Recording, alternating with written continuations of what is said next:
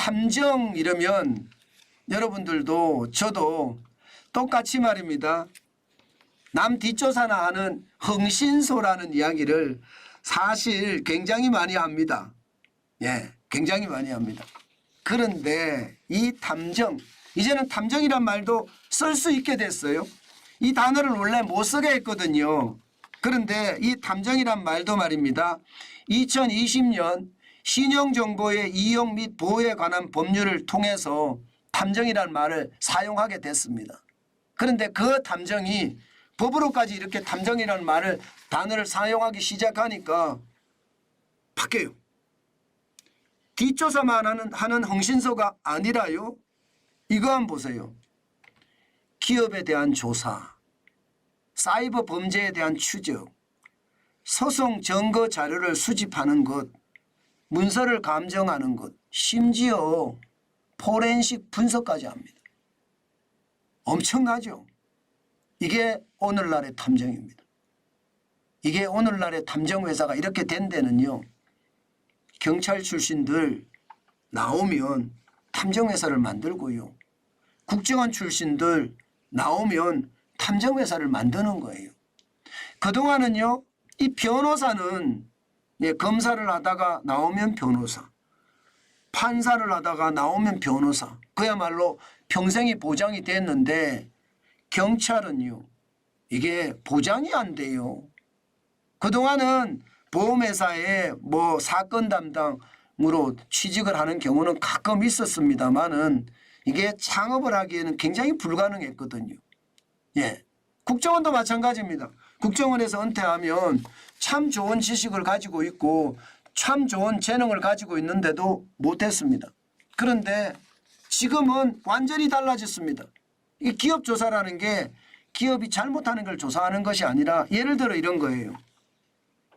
예, 랜섬웨어가 기업을 공격을 했어요. 이 랜섬웨어는 참 풀기가 어렵잖아요. 안 그러면 문서가 다 날아가거든요. 그래 돈을 주고 풉니다.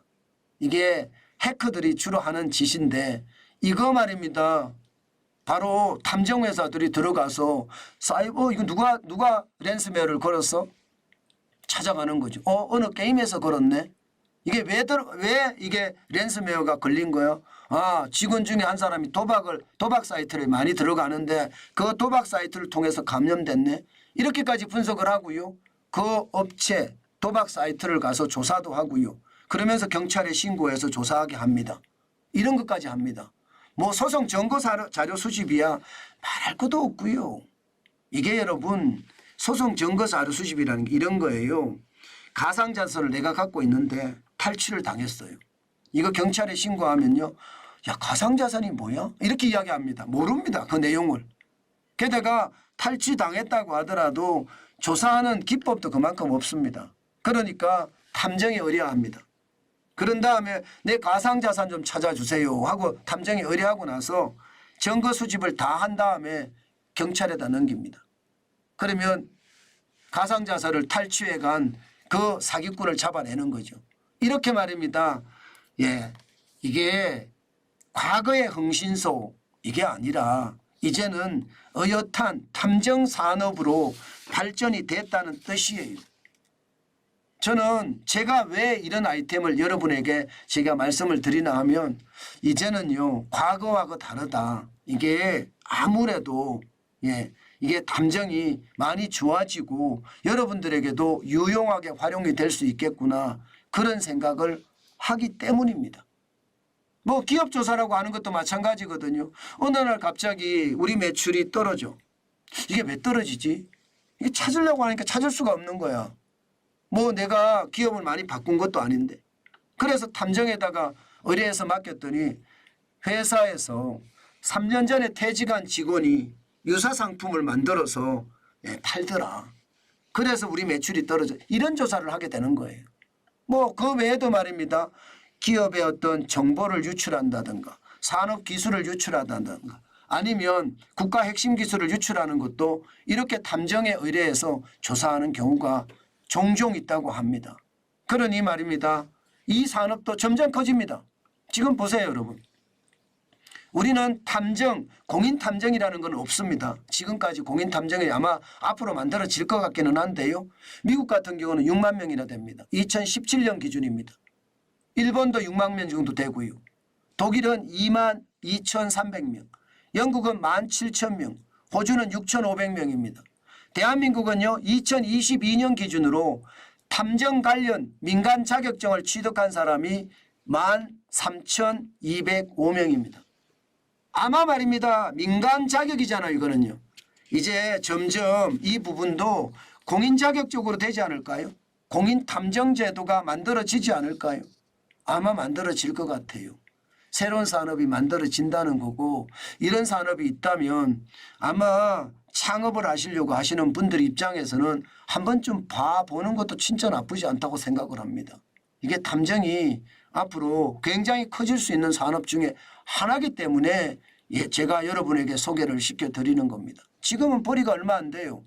지금은 평균 벌이가 77.7%가 300만 원 미만입니다. 그렇지만 5.1%는요 1,000만 원 이상 벌고 있어요. 예, 그리고 4.9%는 500만 원에서 1,000만 원 벌고 있고요. 12.3%는 300만 원에서 500만 원을 벌고 있고요. 아직까지는 뭐 소득이 크거나 엄청난 산업으로 발전됐지는 않습니다.